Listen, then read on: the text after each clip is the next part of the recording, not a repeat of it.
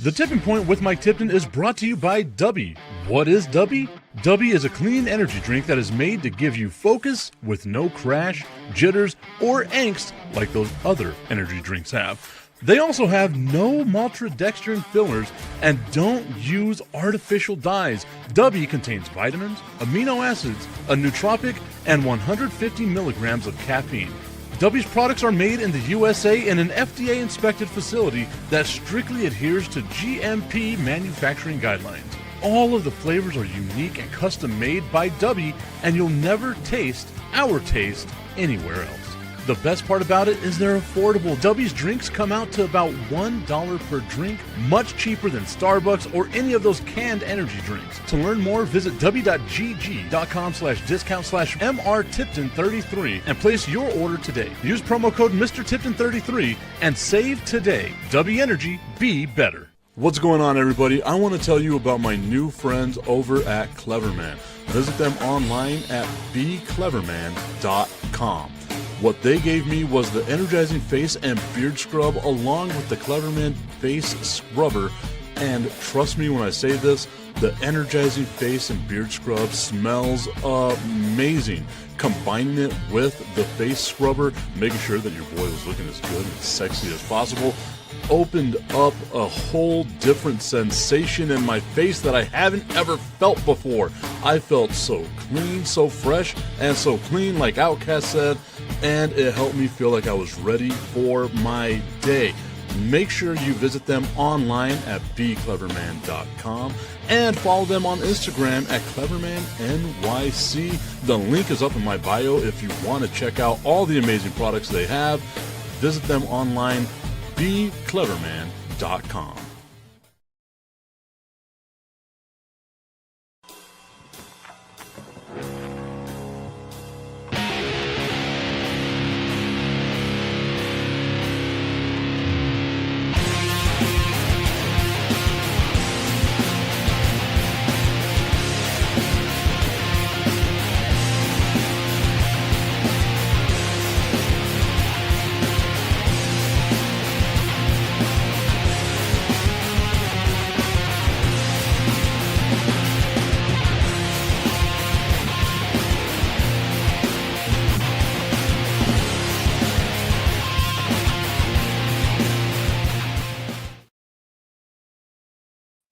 What's going on, y'all? It's time for the Tipping Point with Mike Tipton, hanging out with you here on a Monday afternoon, evening, pre-evening. It is cold in El Paso.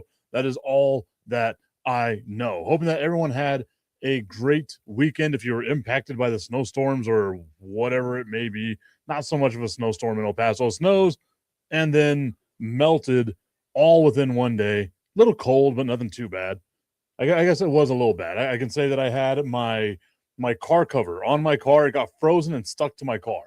I had to rip it off. It was not a good look for your boy, but it's all good. My dude Tommy Cananza tuning in saying, "What's up, Tip? What's up, Tommy? Hope that you're having yourself a fantastic day today so far, my friend. Hope that you stayed warm because Jesus Christ, it was damn cold this weekend. I'm still cold. Like my hands are freezing." Kathy Beltran 7186 saying hi, hello. Hope that you're having a great day so far. Again, the mess. This is the last time I'm gonna say it.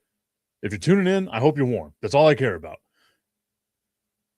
We are live on Facebook, on YouTube, on Instagram, on LinkedIn. We are all over the place talking about, I guess, the weather. That's what we're going to be talking about today. Tommy saying, "I'm still cold, LOL. It is freezing." Shout out to Jessica who tuned in over on the Instagram page. Thank you so much. I am freezing, Tommy. I'm still cold. I don't know what it was. I was inside the office today and inside the stadium, and my hands are still freezing cold. And they had the heater on. It was just cold. I'm freezing right now. My dude James Martin, J Train saying, "MT, what's up, bro? What's up, J Train? Hope that you're having yourself a fantastic day." Okay. All of the hellos and all that stuff out of the way. Let's go ahead and talk about what's going on in the NFL. The Denver Broncos lose to the New England Patriots. The Patriots back in the Super Bowl. Jessica over on Instagram saying, "Did you trim your beard?" I did not. I haven't trimmed it yet. This is just I guess combed a little bit. Maybe the hat helps out. Maybe there's just a little something, you know. I was also surprised the amount of people that were like in shock that I have hair. I feel like I've posted enough pictures recently that I have hair. I've had hair since March, I guess. Whatever. Anyway, the New England Patriots in the Super Bowl. For all you people that prayed for the Chiefs to like be done, like, we don't want to deal with the Chiefs anymore, I am blaming you. Oh, there's no need to interrupt or apologize about interrupting. That's what the show is about. The show is a lazy river. We meander wherever it is that the show takes us. That's where we go.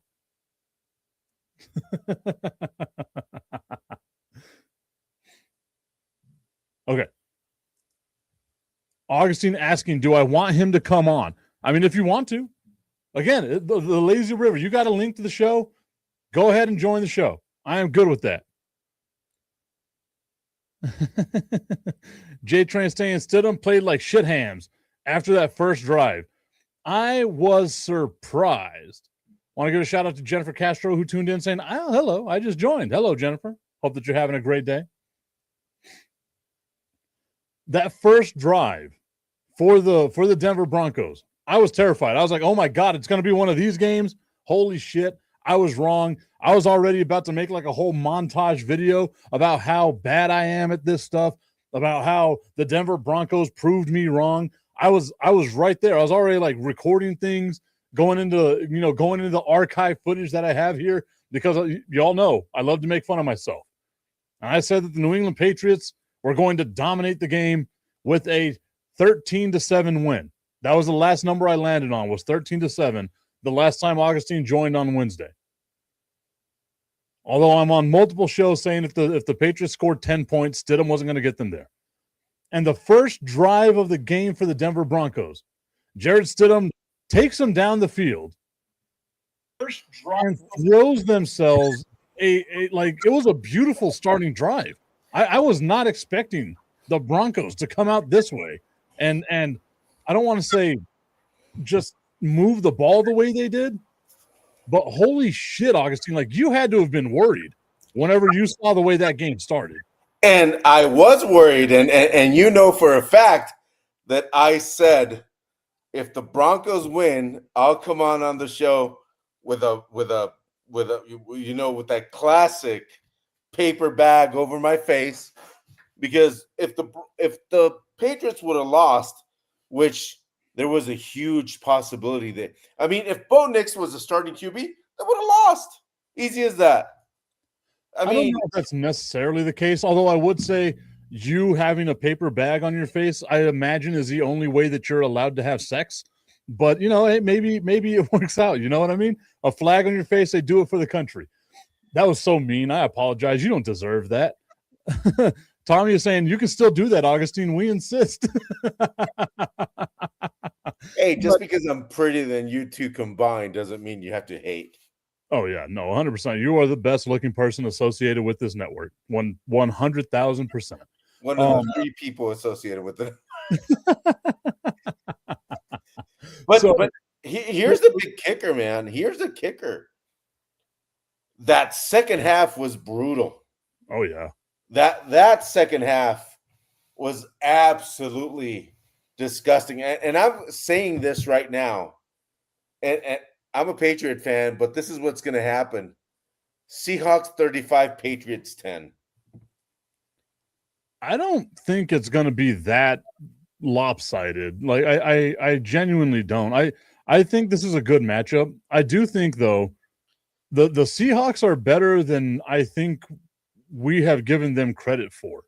Like they're almost a complete team. Like that's kind of a scary team that I wouldn't want to face right now. I thought not having Zach Charbonnet and only having to rely on Kenneth Walker was going to be bad for them. Kenneth Walker was just dominating that LA Rams defense. Like, we know the Rams have a bad run game, but it was it wasn't as close as the score kind of indicated, right? Like I felt like Seattle handled that game pretty well.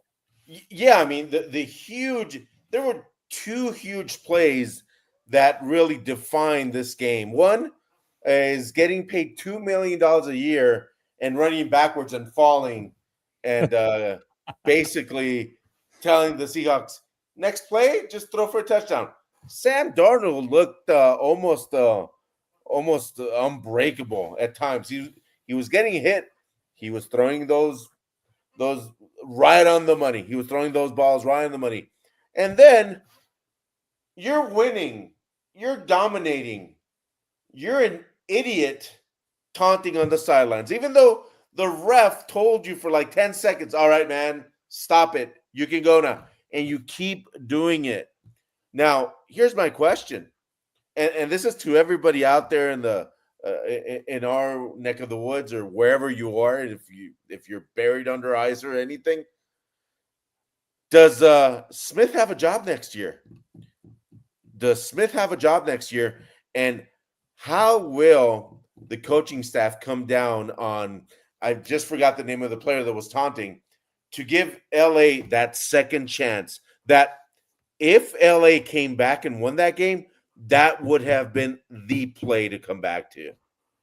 I mean, yeah, I guess we could live in the world of ifs and buts. You know what I mean? Before I get to that, Stephen Michael Puka saying, "What's up, my dudes? What's up, my guy?" J Train saying that he was wrong about Bo Nix coming out of college. He has definitely made a believer under Sean Payton's guidance, which I think is the truth. Like Bo Nix, I would not be surprised if when it's all said and done, Bo Nix was the best quarterback in that draft class. I know it's kind of sacrilege, but I can see him maybe potentially being the best quarterback out of that draft class. Drake Maye is obviously in that draft class, so it's a little different. But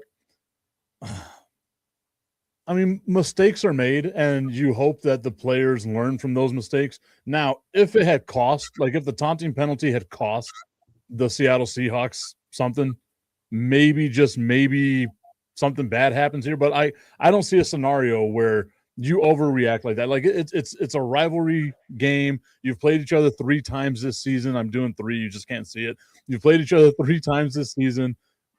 It was chippy at the very beginning of the game, right? Like there's a lot of emotions here. You're going to the Super Bowl. It's just, sometimes stuff like that happens. I agree with you. Like the ref let it slide a little bit, but eventually it comes back and gets you. And thankfully it didn't impact the Seahawks as bad as it potentially could have. Yeah, and that touchdown for the Seahawks right after that turnover, they couldn't get over the hump. They just couldn't get over that hump. So I'm just saying, if you get paid $2 million to catch a ball, don't fall over while you're running backwards. Don't, and that's the thing. You can't do that. I mean, it's almost embarrassing to the point where that play will live. And I told you, and I was, that's worse than the butt fumble. I don't know about that.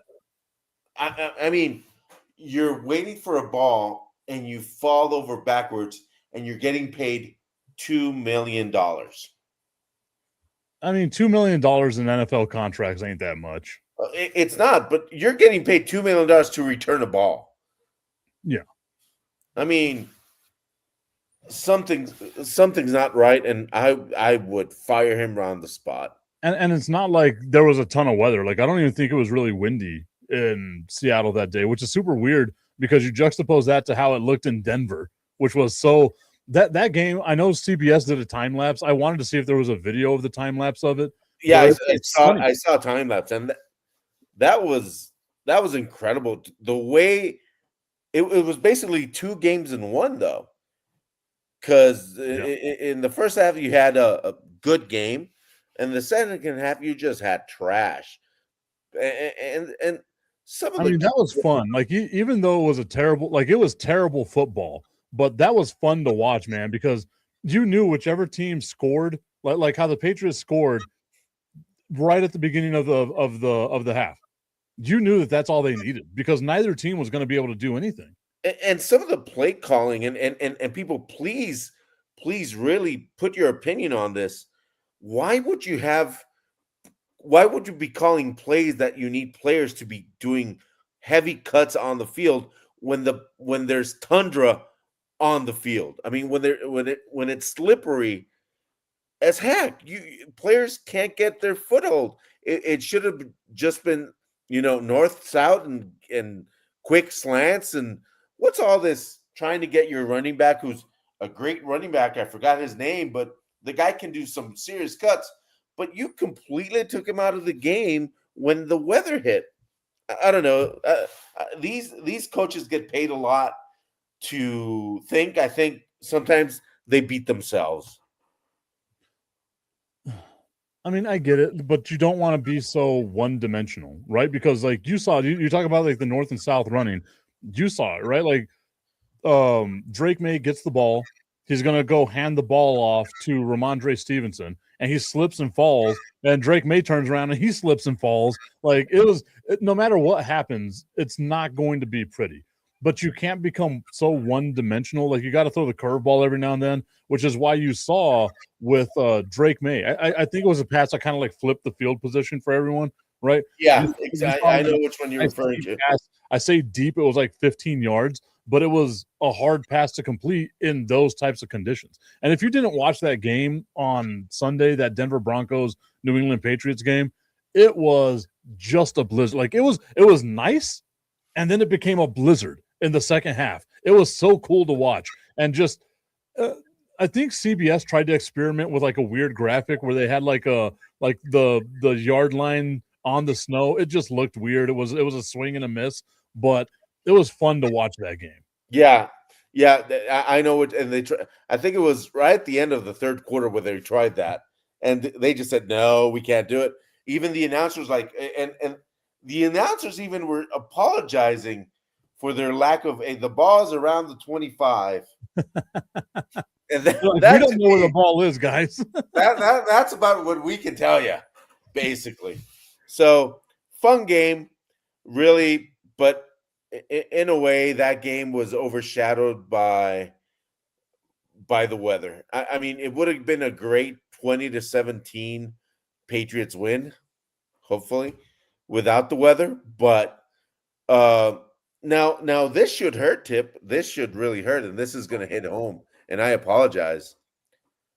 The Patriots have been to 11 Super Bowls in the last 30 years. Cool. Why can't other owners do that? That's a loaded question. This is a loaded show, and that's just that's a little bit later. So, okay, like I get it. The joke: the Cowboys didn't make the Super Bowl. It's been 30 years. The Patriots have been to 11. One, that's awesome, right? Like give the devil their due. That is absolutely awesome that the New England Patriots are like that.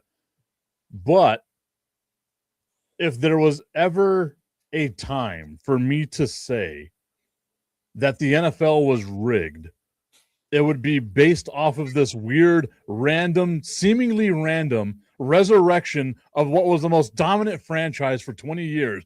They just, Tom Brady leaves, they go into obscurity where the hell they belong, and now out of nowhere, bloop, here we are again, just in the Super Bowl with the easiest possible schedule in the regular season, with playing nobody in the playoffs. And then whenever you play Denver, you get like their second string quarterback who nobody believed in except for one random person for whatever reason.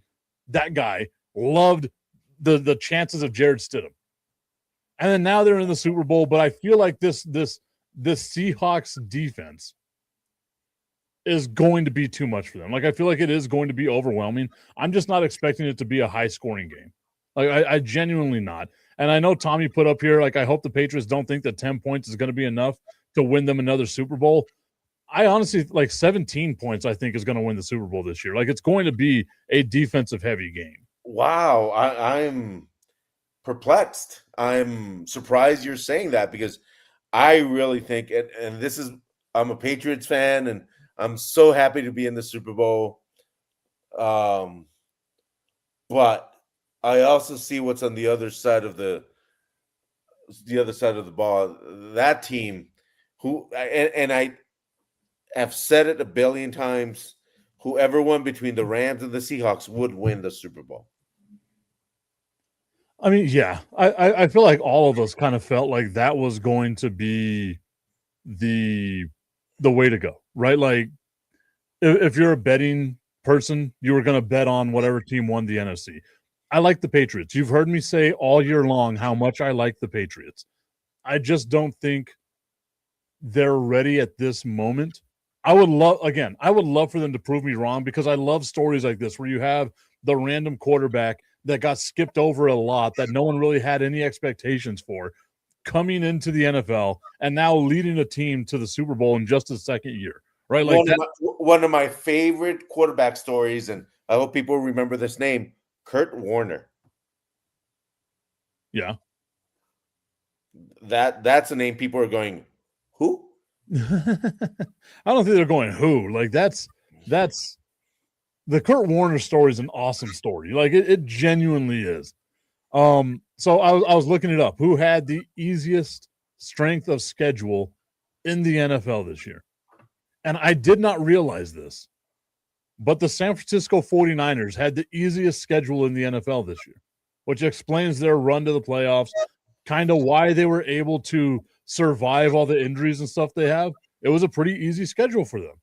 The New Orleans Saints had the 31st easiest schedule. I mean, they just got their ass kicked all season long.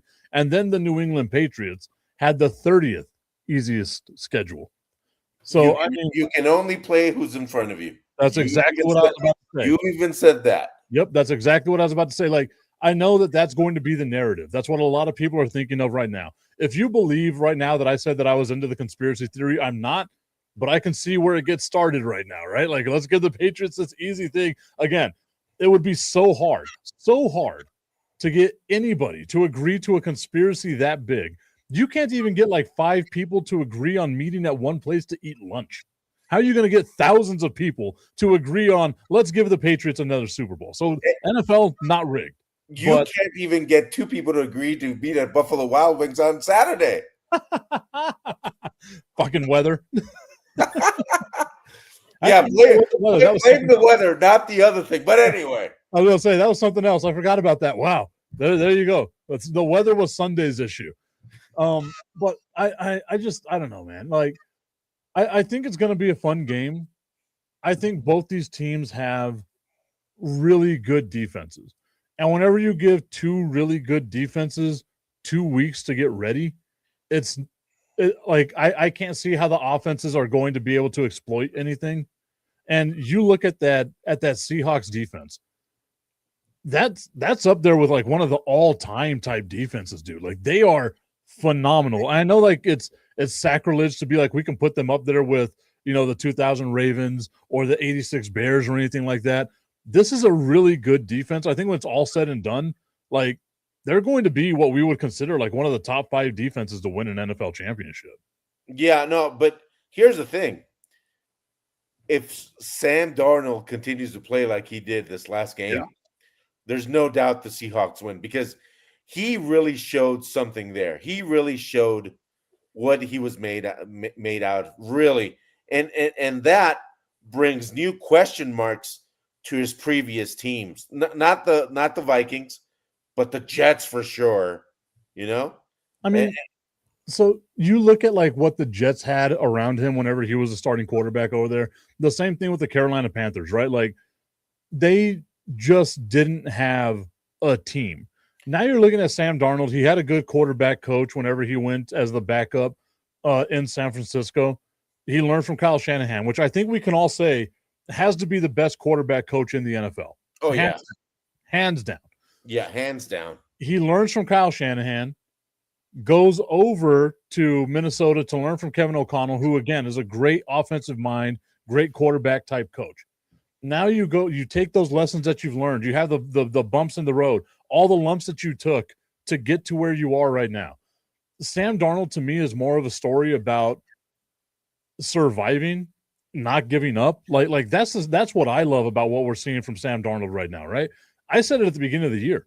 I thought the Seahawks giving him $100 million was like the dumbest thing they could possibly do. How could you spend that kind of money on this guy? He's proven nothing. Look at the way that it ended in Minnesota. Blah, blah, blah, blah, blah. They got Sam Darnold at $100 million.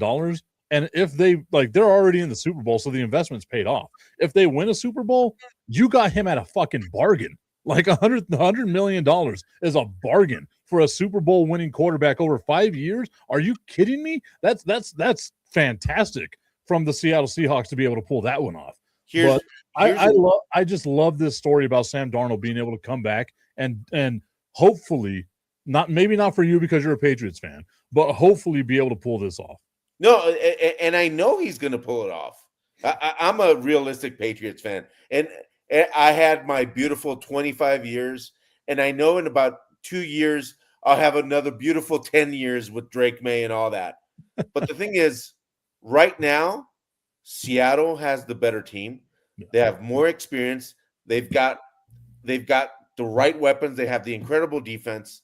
Vrabel is going to prepare that team great. It's going to be a good game by what you're saying.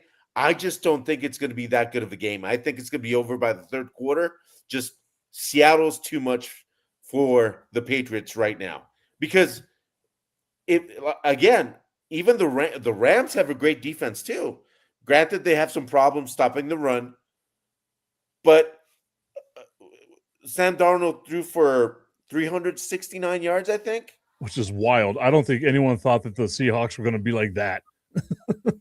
I mean, and that what the pass that really showed a lot of people what he was made out of, what kind of quality he does have, is when they got that turnover and he got that strike to the wide receiver on the left side, being completely hit. I mean, he got romped, and he still made the strike. So for those naysayers on Sam Darnold, I think he shut everybody up and said, "Uh-oh, we've been criticizing what's going to be the next Super Bowl winning quarterback. He's not a Trent Dilfer at all. He proved it last game." I was going to say, he's proven a little something, right? Like, he's a little more than just a game manager. I don't think he's in that echelon of like where you wanted the Tom Brady's, Peyton Mannings and stuff to be, but he's in that second tier under that. Like, he is a more than capable quarterback to get you to a Super Bowl and win a Super Bowl. Here's the question, Tim. Like, oh, we're going to rely on our defense. Oh, we're just going to rely on running the ball or any of this. This was a whole team effort. And the thing that's scary about it is Seattle has weapons, right? Like, you look all over that field on offense, they've got weapons. So you can't just key in on one guy. Like, sure, you key in and you decide we're going to double team JSN. Well, Cooper Kupp is still out there, and I thought Cooper Kupp was washed, right? Like, that's insane. We saw that Darnold is now able to hit Shaheed as well, right? Like, they weren't on the same page. Now they're getting on that same page, and now he's able to distribute the ball, put it all around over here. Fucking Jake Bobo caught a touchdown pass. Who the hell's ever heard the name Jake Bobo? He has friends that forgot he plays in the NFL, right? Like, it's just like no one knows who the hell that guy is. And Sam Darnold was out here just throwing dots to him. Here's my question to you, Tip, and to everybody out there. What if the Seahawks win in the next 5 years multiple Super Bowls? What if they win 3? What if they win 2? They could very well do it. They're built for it. The Rams, I'm a Rams fan as well, but I think Stafford is on his final leg. Stafford, great quarterback. I don't think he's got 2 years in him. I think next year's is his last season. Honestly, I don't even think next year's his last season. I think he retires this year. Like, really? I've just got that feeling that this is it for Matt Stafford. I love me some Matt Stafford, right? Like, I'm here for this as well. Like, it's going to be a good thing. Tommy Cananza reminding me that Lawrence, who used to play for the Cowboys, I can't think of his effing DeMarcus Lawrence. Jesus Christ, why can't I think of his name? He left the Cowboys, and I'm like, I don't care about you no more. Get the hell out of here. You don't want to be here. Get the hell on out. But he is playing for the Seahawks. And whenever they asked him at the beginning of the year, like, what was the reason? Like, why'd you decide you wanted to go to Seattle? And he was like, oh, I wanted to win a Super Bowl. I was like, that's such a dick thing to say. But it wasn't the full dick. It was just the tip. I just want to put the tip in. It's time for Just a Tip. That would make me uncomfortable. Promise that it ain't too much, but just enough. Just a tip. Just a tip. Just the tip. Just the tip.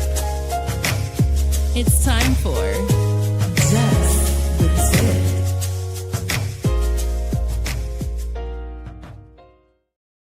Jesus Christ, that was a stupid ass transition, but I love it.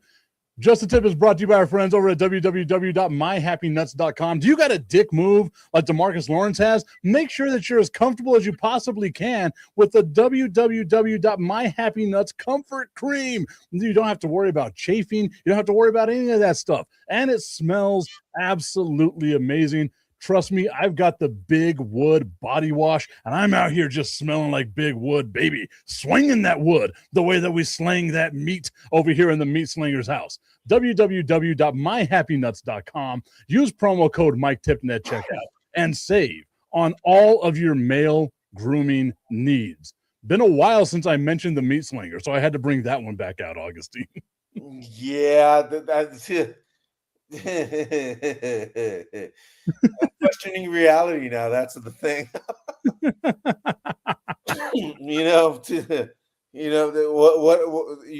We should just bring a tip here, and anyway, and let's not go there. Every jar I'm around is a tip jar.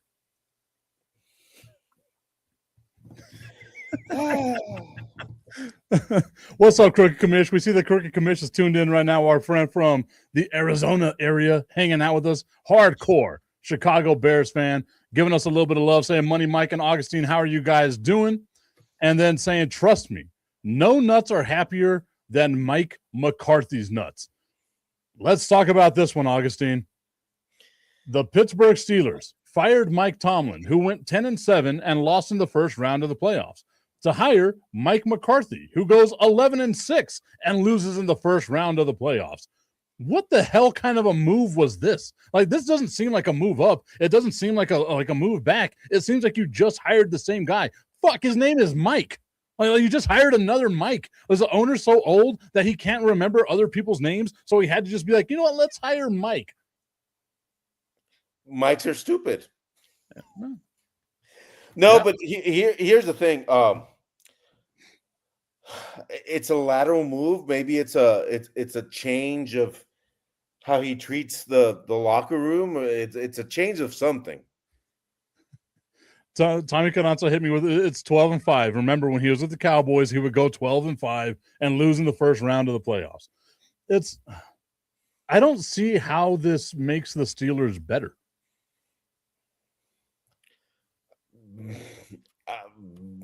Yeah, I mean, I don't know how it makes anybody better right now. I mean, you know my feelings about head coaching and how I think overrated the Harbaughs are, which is a completely different thing. But Mike McCarthy, who's had a plethora of chances with the Cowboys, with his previous teams or team, what is he going to bring new to the Steelers?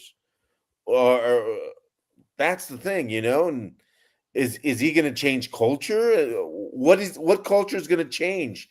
A culture of winning and being over 500 every year? I mean, if he goes below 500, he gets fired right away. If he goes 500 or lower, he gets fired. I find it hard to believe that the Steelers will fire him that fast, just because the Steelers, again, as an organization, a great ran organization, right? You've had 4 head coaches. Well, I guess 4 now. Since 1969. That's insane, right? Yep.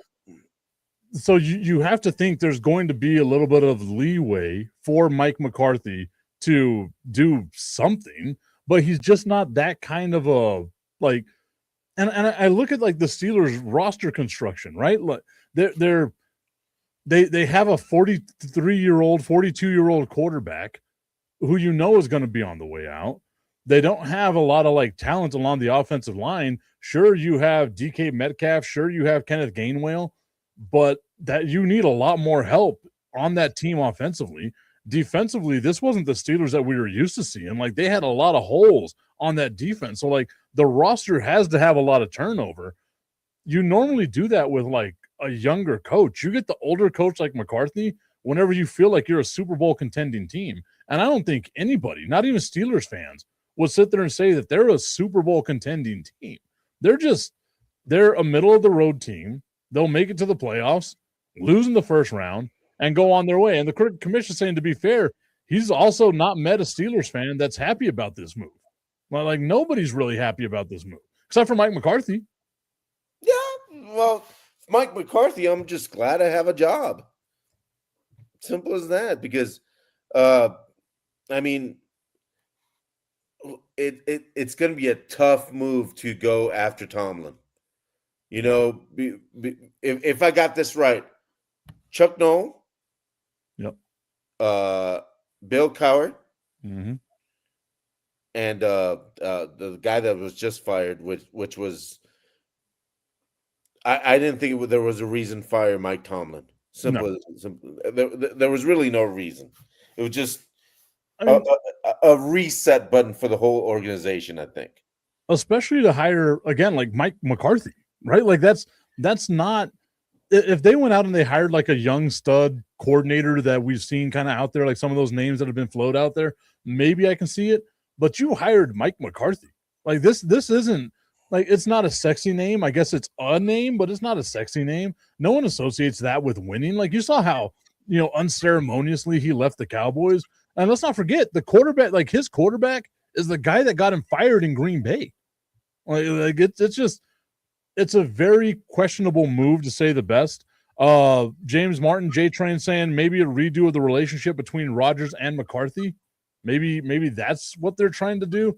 But I mean, how many times have we seen people go back to that old relationship that ain't working and it doesn't end out the way they think it's going to end? You know what I mean? Like sometimes you just got to call your loss, right? Like, call the loss, throw in the towel, throw in the damn towel. It's like the unthinkable, like hiring, Brian Schottenheimer or something like that. That would be completely out of it. I mean, you can talk all the shit you want, but Brian Schottenheimer did a hell of a job this year. Like, again, shut me the hell up. I was right about Matt Eberflus. I was dead wrong about Brian Schottenheimer. Schotty's offense looked good. Number one of the top tier offenses in the NFL, despite the fact that their defense was atrocious. Isn't he a head coach and supposed to oversee the entire thing? No. You just focus on what you're good at, brother. You got defensive coordinators for that stuff. I love the excuses from Dallas Cowboy fans. Hey, whoa. It's not an excuse. That's how every coaching staff does it. Sure, we'll go with that one. Tommy's saying Shotty had a top 3 offense this year. I mean, it really was good. Also, I got to get to this comment when we were talking about DeMarcus Lawrence earlier. Ashley Candelaria saying, oh, he left as well? Damn, these hoes ain't loyal. Nah, for real. That hoe in specific. I'm leaving Dallas so I can win a Super Bowl. What a dick thing to say, man. Like, you spent so much time in Dallas. Those fans loved you. We stuck with you through the years where you were absolute hot garbage and everyone was wanting to get rid of you. Dallas Cowboys fans were like, no. He's going to be all right. Don't worry about him. DeMarcus Lawrence is going to be all right. And then the second you get a chance to move on, you're like, man, fuck those people in Dallas. I'm here to win a Super Bowl, baby. It hurts. Although I do want him to win a Super Bowl. Is that what Cowboy fan has been reduced to now? To having ex-players win a Super Bowl with other teams? So I always identify former Cowboys players on other rosters just to be like, I'm glad that they escaped the hellscape that is Dallas, right? Like they were able to, like Andy Dufresne, crawl through the river of shit to get to the outside and get their freedom. Like that's what happens with these Cowboys players whenever they leave. So I'm like, you know what? Good for you. I hope you win a Super Bowl because you sure as hell weren't going to win it in Dallas. As much as I love my Cowboys, I know what the future holds for me. I wish that on nobody. Tommy's saying that he's always loved Tank. He said he loved the fans in the city of Dallas. His shot was aimed at Jerry Jones and company. You don't take a shot at my owner. Whoa, that sounded bad. You don't take a shot. You don't talk about destiny like that. You don't take a shot at the owner of the team that I love without taking a shot at me. It's personal now, Tank. Hey, man, Paul's a great owner. Ah, I see what you did there. I see what you did there. That's good. That was a good one. But saying the truth hurts, bro. It does. It genuinely does. I do not like what the Dallas Cowboys have been reduced to. This is what it is. The Cricket Commish says it's like seeing a family member leave your third world country to come to the U.S. and become a doctor. Hats off to you, sir. Hey, Crooked Commish, just because I'm a doctor doesn't mean you're so mean to me. Why? Mexico's not third world. Hey, man, come on. That one hit a little too close. It hit close to home. Tommy Canata saying, F that. I'm with him. The middle finger to Jerry. I mean, I get it. I'm 100%. Like I said, I hate that I am in this position where I'm the Jerry Jones apologist. And all I'm saying is, like, he's done a good job with roster construction, maybe not on the defensive side. But we're going to look at this Micah Parsons trade in a couple of years and be like, damn, the Dallas Cowboys kind of won that trade. Yeah, sure. They might have won the trade, but they sure as hell didn't win the Super Bowl. They won the trade. They won the trade, yeah. Oh, be quiet. Chicago stinks. I thought he was talking about me directly. I was like, damn, he follows my family tree that closely? Ancestry.com's really got it working. No, but you're right, Commish. I mean, I know a couple of Rams fans, and I'm one of those that. And if Cooper Kupp wins a Super Bowl, great for him because the Rams thought he was washed up, and he clearly is not washed up at all. So I mean, it's going to be a great game, and I hope it's a great game. I hope it's a close game. I just don't think it's going to be that close, Tip. And are you going to be out there? Are you going to be out there representing, Tip? Are you going to be in Super Bowl row or whatever it is? I have applied again. We'll see if I actually get accepted. I have not been accepted in quite some time.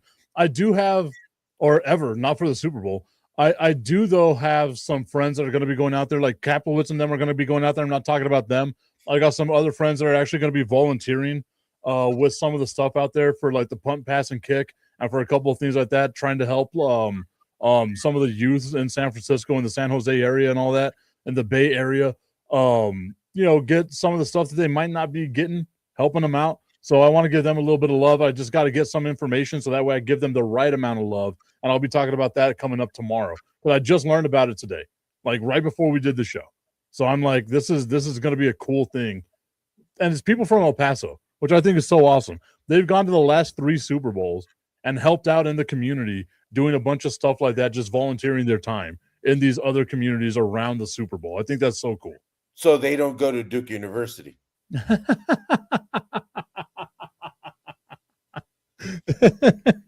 That's such an inside joke. That's like an El Paso only joke right there. I love it.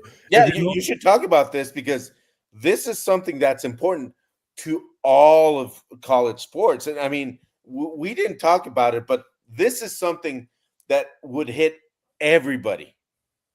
So if you don't know, we had the Sun Bowl recently, December 31st, Duke versus Arizona State. Absolutely great game. Super fun game to watch. If you missed it, damn. Like, I feel bad for you, son. You should have been watching that game at least. As you know, whenever you do these bowl games, you have appearances that the teams make. They go to schools, they go to children's hospitals, etc. Duke had a scheduled appointment, I guess would be the term, of going to the local children's hospital here in El Paso, and they did not make that trip.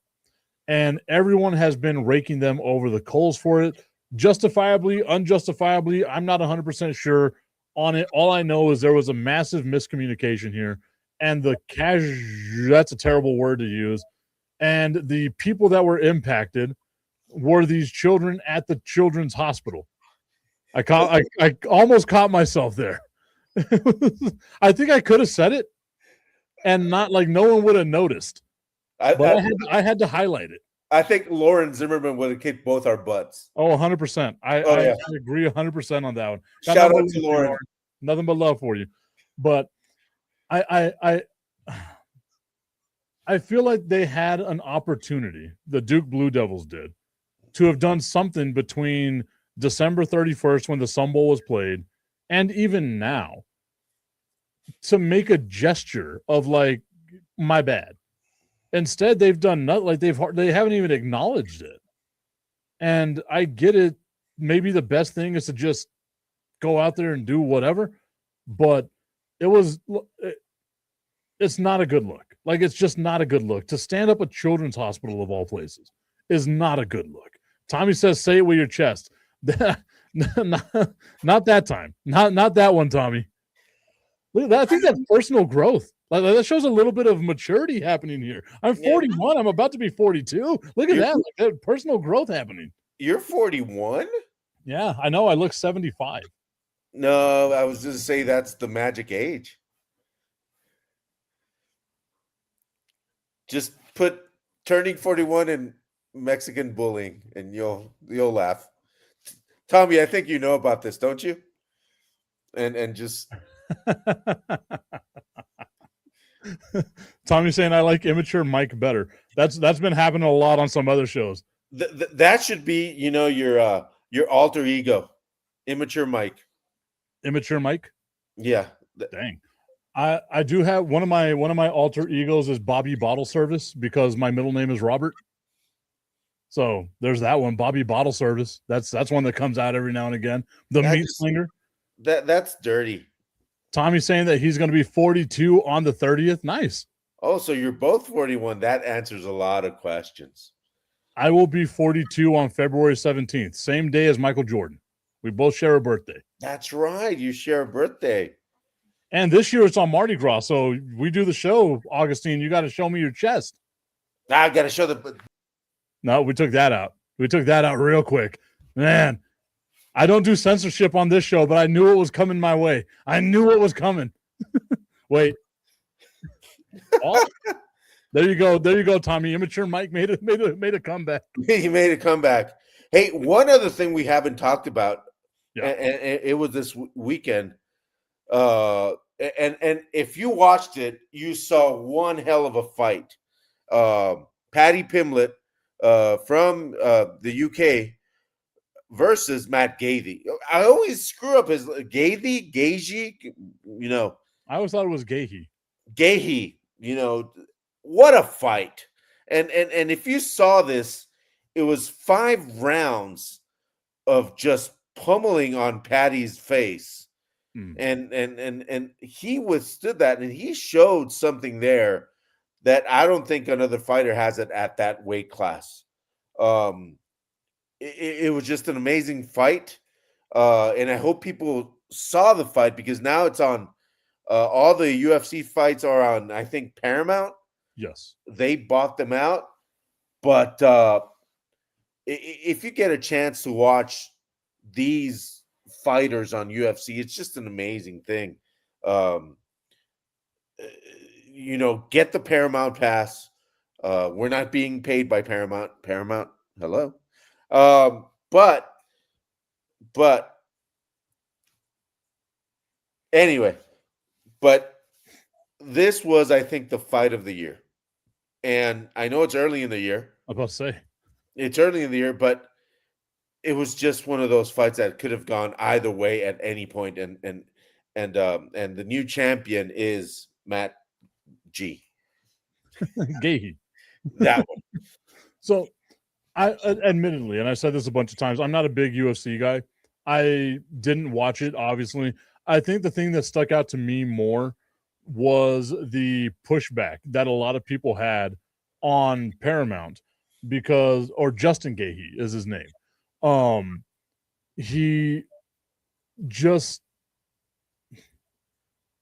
it was $8.99 is what you're paying per month for Paramount in order to be able to watch the UFC. And people were upset that there were commercials. Well, you have two things that can happen here. You either deal with the commercials and pay $8.99, or you take away the commercials and your price that you pay for goes up exponentially, right? Like it'll wind up being, $20 a month or whatever it is that you're going to pay for the UFC package on Paramount. I think it's $24.99 without commercials. Yeah. So deal with the commercials, bro. Like you can't have your cake and eat it too. I didn't get to see the ring entrance. Is the ring entrance really that important? Right? Like walking down to the ring. And boxing, I get it because there's always something going on. I don't watch enough UFC to necessarily know. Is there like a concert going on? Is it like some big name person walking, Justin Gaethje out to the ring? Like, is it really that? I don't think it's that big of a product right now, is it? I'll deal with it. No, and I got the commercial, and I was like, fine, I was fine with it, no problems. I think it's a first world problem. Simple. I'm sorry, I'm third world. I forgot. Crooked Commission. Sorry. That right there, ladies and gentlemen, is a callback. Augustine finally making it to the first world. My heart aches, Crooked. My heart aches. Okay, so I saw this, and it kind of caught my attention because this just has to be clickbait, but I feel like it's not. According to an article on ESPN, let's see who the writer is. I don't see a name right now. I'm not going to go look it up. Cleveland Browns quarterback Shedeur Sanders is being added to the Pro Bowl games roster, a source has confirmed to ESPN. Shedeur Sanders will replace Drake Maye, whose New England Patriots had advanced to the Super Bowl. Sanders is the 144th pick in the 2025 NFL Draft and started the final 7 games of the season for the Cleveland Browns, completing 56% of his passes for 1,400 yards and 7 touchdowns with 10 interceptions. Sanders also ran for 169 yards, and 1 touchdown on 21 carries. The Browns went 3-4 in games started by Shedeur Sanders. How cheap being an all-star has changed. That is the cheapest all-star in history of all-stars.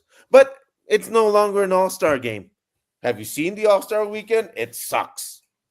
I used to like the Pro Bowl,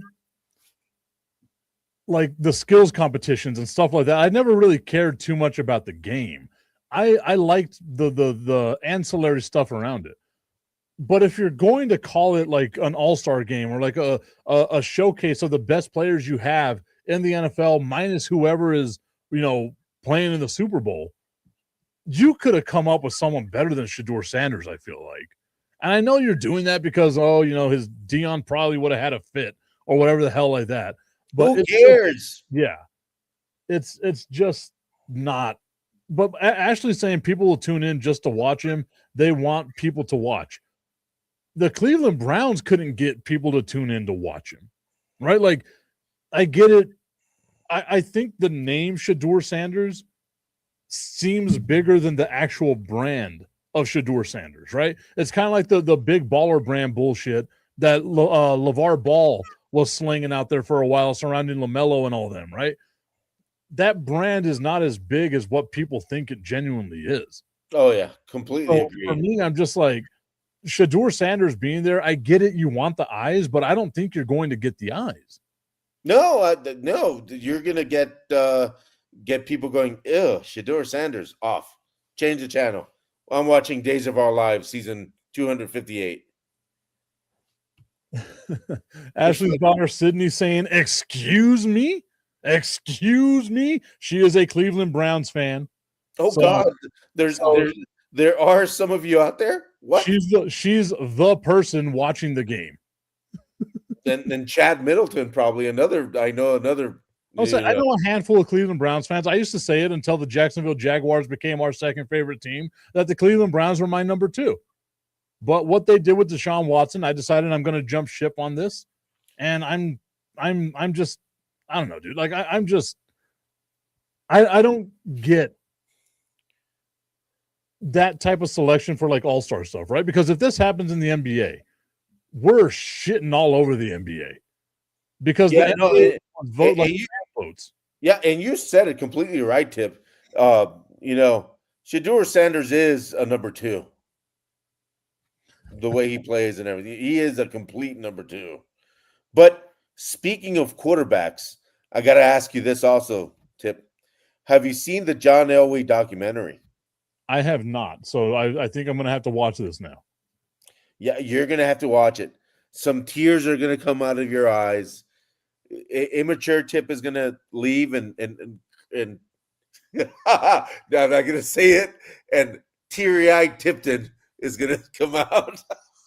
Now I want to know what you were going to say. Teary Tip.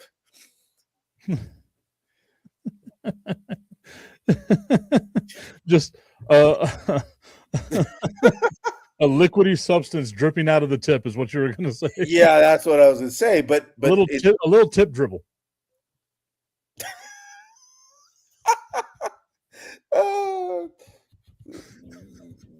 No.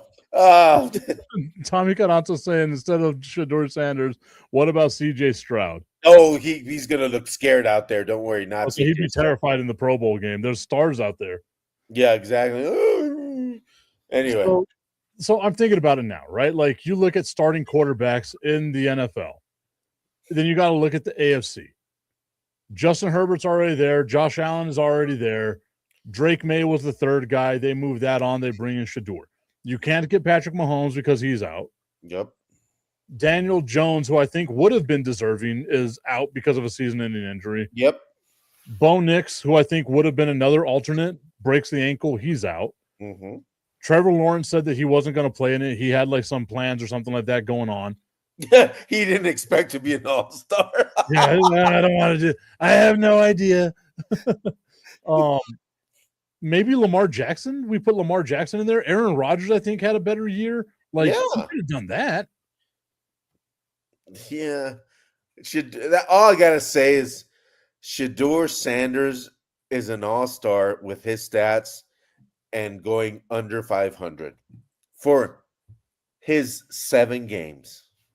I mean, more interceptions than touchdowns. And he's being named an all-star. And back in the day, like maybe it just doesn't mean what it used to mean whenever we were younger, right? Oh yeah, I did. Nowhere even close. Not even a smidgen of what it was when we were like 20 years younger. No, being an all-star does not mean anything in the NFL anymore. It sucks though, dude. Like, but I think that's in every league, right? Because the NBA has this problem.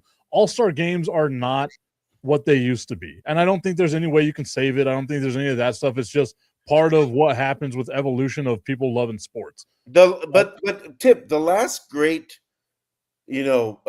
performance in an all-star game, it wasn't even football. It was basketball. Remember Kobe tying down LeBron James? Yeah. I mean, that's when real players came out and said, "Oh, are you really this good? Well, I'm going to take you to school, boy." And boy, did Kobe do a number on LeBron James. James. LeFlop. So basically, don't watch all-star games. Don't give them your money. Don't do it. If you're a reporter and any of that, go out there and get some autographs and then sell them on eBay.